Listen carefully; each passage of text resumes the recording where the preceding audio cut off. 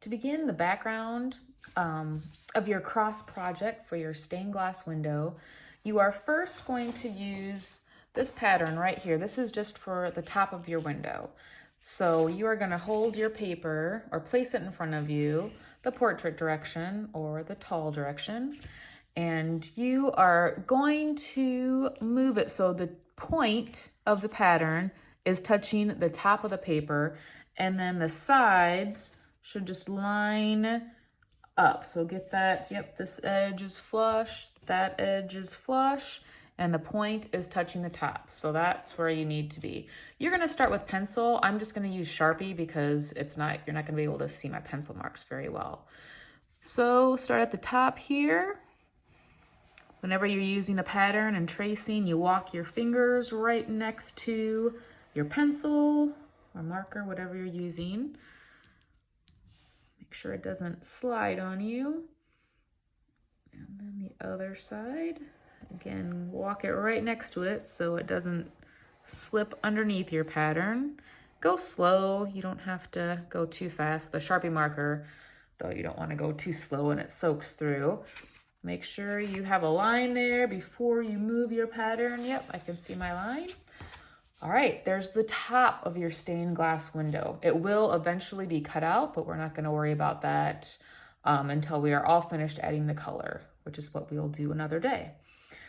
All right, now you are going to fold your paper in half. You're gonna fold it in half so you see the shape that you did for the top of your stained glass window on the outside.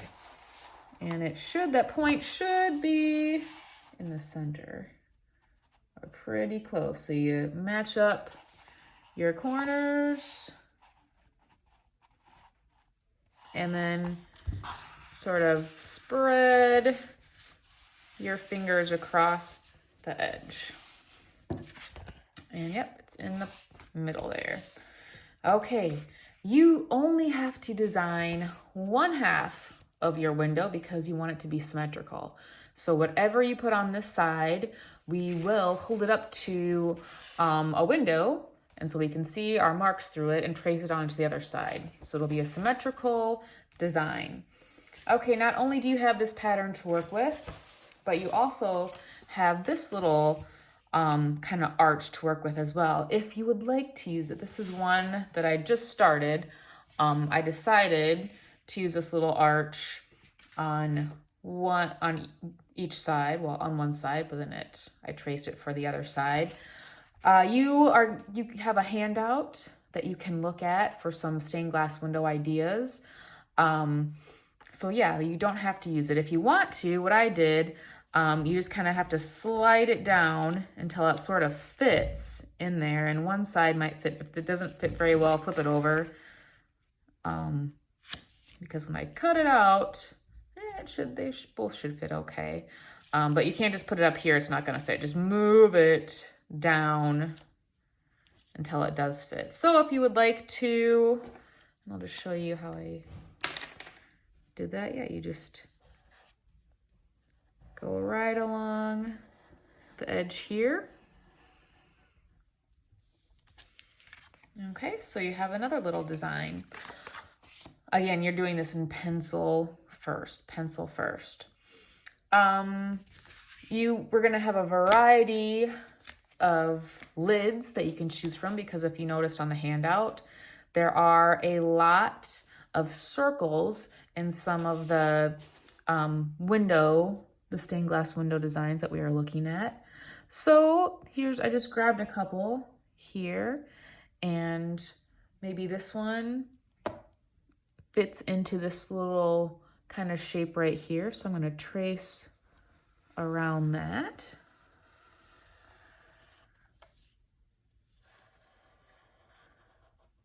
You're always gonna have to be moving the hand that you have your pencil in.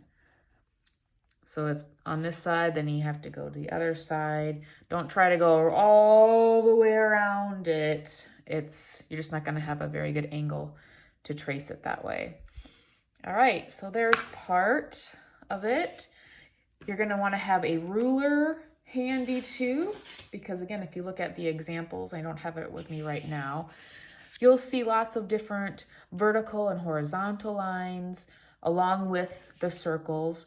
So if you really want these to be perfectly straight, you know, you're gonna have to do some measuring. So if you put your ruler at the bottom, you'll see that it's exactly 5.5 inches because our paper is 11 inches wide. So 5.5, the middle of that, if I want to make a straight line right in the middle, would be 2 3/4 inches. So about right here.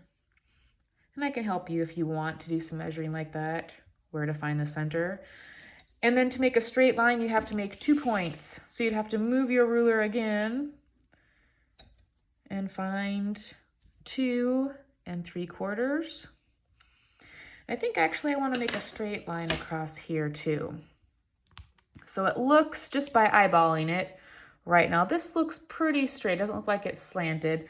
I have the edge of my ruler right along the side, so that makes it look pretty straight. So I'm just gonna go ahead, make a straight line here, but I'm also gonna have to remake my mark a little bit because I drew over it with that straight line. And I wanna add, here's my vertical line that I measured for, so it's right in the middle of this side.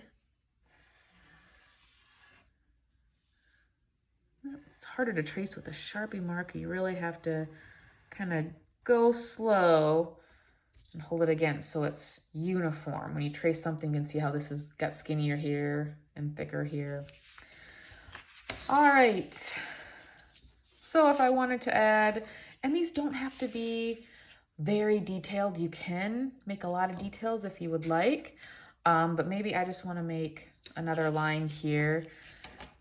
And I'm actually just gonna eyeball this one just to kind of save time on the video here. Sometimes when I wanna eyeball something with a ruler, I hold it up like this, because when you have it down here, it's really hard to see if this line is in the center or not.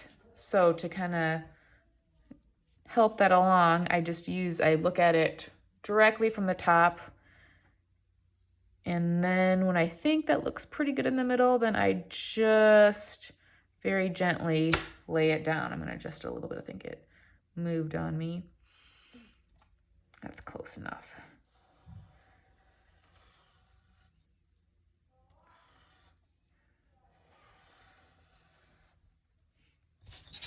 All right, I'm just gonna stop here with my design because you get the idea.